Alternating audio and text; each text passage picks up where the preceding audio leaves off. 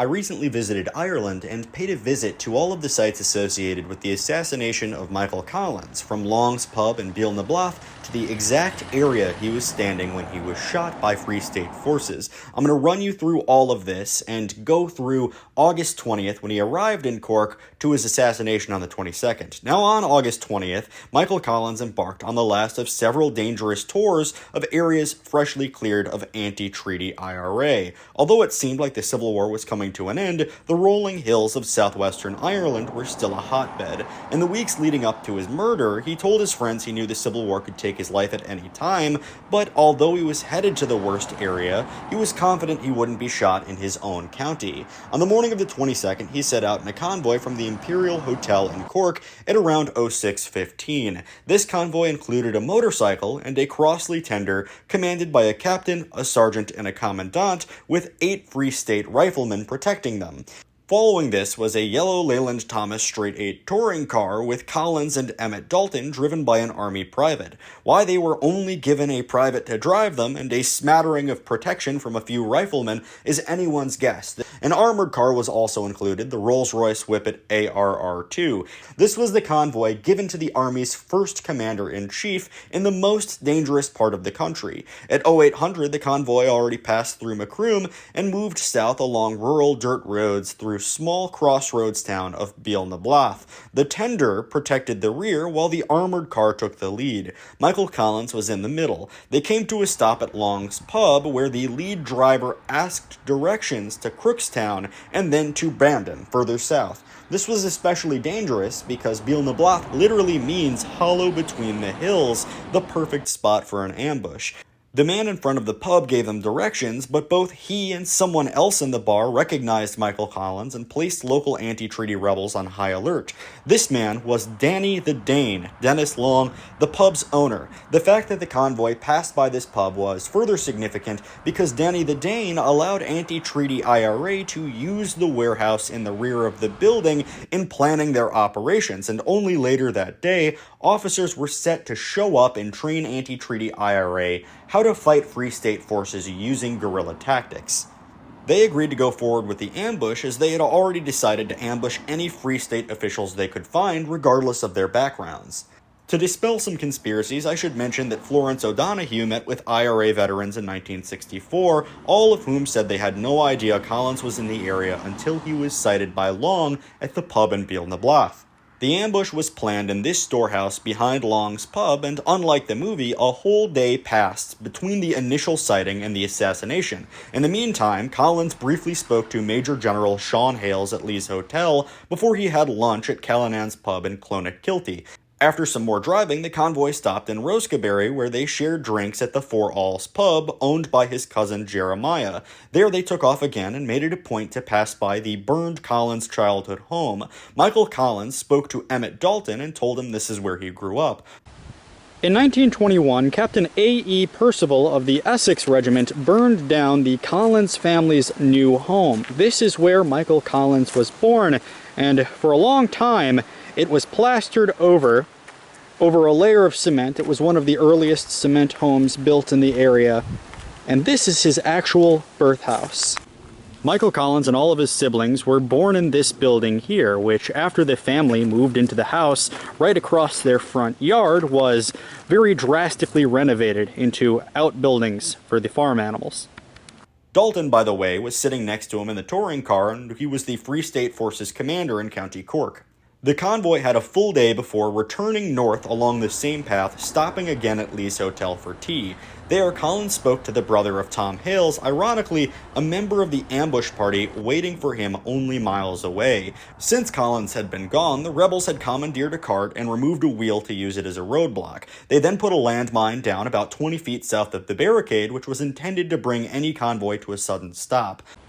This is the road to Beal na Bláth, and on the small offshoot of the modern-day L2011, just south of that, right about there, is where the mine was that the Republicans were working on. Now, when the convoy came through, Republicans from Long's Bar had already been alerted, and they were coming down from that hill to lay ambush to Collins's convoy. And eventually, the convoy would end up right over there and the armored car came to a stop right there. The whole day passed, and when they got word that Collins was sighted in Bandon, they figured that there was no way he would return back the same way, so 2 men were sent to disassemble that mine. They were protected by 3 rebels hiding in the laneway to their east, now a farm access road. They initially numbered about 25 to 30 men, but most had gone home by that point. The convoy again passed north to south in Beal-na-Bláth at around 19:30 hours. When shots were fired from the hills overlooking the trailing car, Dalton ordered the convoy to drive like hell, but Collins shouted, "Stop, we'll fight them." Contrary to some rumors I've heard from locals, Collins didn't immediately run down the road to engage the rebels. Rather, he ran forward to the armored car, which was the lead of the convoy. He crouched by Emmett Dalton, and the two took shots at the anti-treaty forces. He was heard to shout, "There they are, running up the road." The armored car was right where that stone is to the left.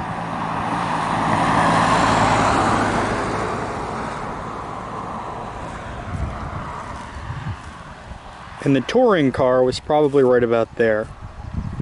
After the armored car came to a stop at the position of that white stone, anti-treaty IRA began to amass on this hill.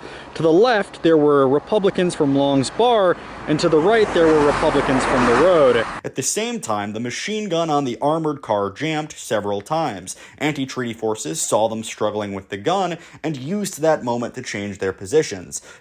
We're looking north towards Long Pub on a parallel country road. This one's still dirt. Michael Collins' convoy made his way down this valley, and when they came through, anti-treaty IRA from Long's Pub and the road began to mass on this hill. Where we're standing now is directly south and to the immediate west of this farm driveway, south of which was a landmine, but across the creek here, on the road I'm standing, was the so-called Republican Guard. The armored car came to a stop right here in their position, and Michael Collins made his way a bit further south in this direction, where he was ambushed by anti-treaty IRA from the shrubs there, and some of the conspiracies say that perhaps the man who shot him had formerly been a sniper in service of the British Empire who could have killed him from the hill up here, but that's lost to history now. Michael Collins ran along this road to the position where I'm standing right now, which would have been covered with more shrubs at the time and made his position impossible to see from the position of the touring car, and Republicans had somehow found their way to the opposite side of this road, over the stream and at the intersection of a smaller country path which they ambushed him from. So the actual site of Michael Collins' death is right about here. He took up a firing position from a sort of divot in the road, which is probably honestly right about where this is.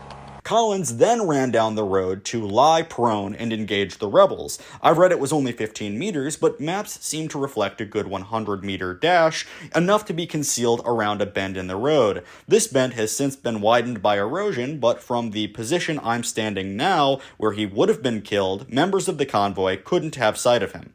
Dalton then heard a faint, "Emmett, I'm hit." Local lore says he was killed by the last shot of anti-treaty forces before they were ordered to retreat. From start to finish, the ambush lasted about 30 minutes, enough for darkness to set in. None of the IRA knew that there were casualties until they were informed there were when they reached Long's Pub about a mile to the north. Again, here is the monument to the ambush, although Michael Collins, although his armored car came to a stop there, he was killed right around the bend, down the way from a group of anti-treaty IRA who were crouching in the bushes and shrubs. And there were people up on these hills who apparently made their escape up this road, which is called Long's Road. It is absolutely conceivable, however, that somebody was standing in my position on the country lane and shot him from where I'm standing. And this person very well could have been a sniper. To the foreground here was the landmine that the convoy saw attempting to disarm as they came south of Beal-na-Bláth, and these two signs around here was a roadblock. To escape after the death of Michael Collins, what they did was they drove back up towards Beal-na-Bláth and Long's Pub and they made a left-hand turn on a minor off-road right here.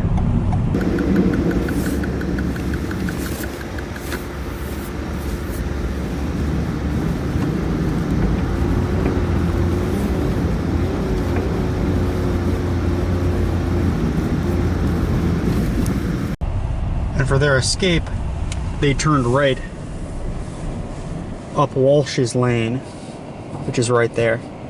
His body was brought to Shankill Hospital in Cork, where Dr. Michael Riordan conducted an autopsy. A huge wound was noted behind his right ear with no exit wound. Another autopsy by Dr. Patrick Cagney found an exit wound. These discrepancies would never be explained, and autopsy paperwork was lost in the following years.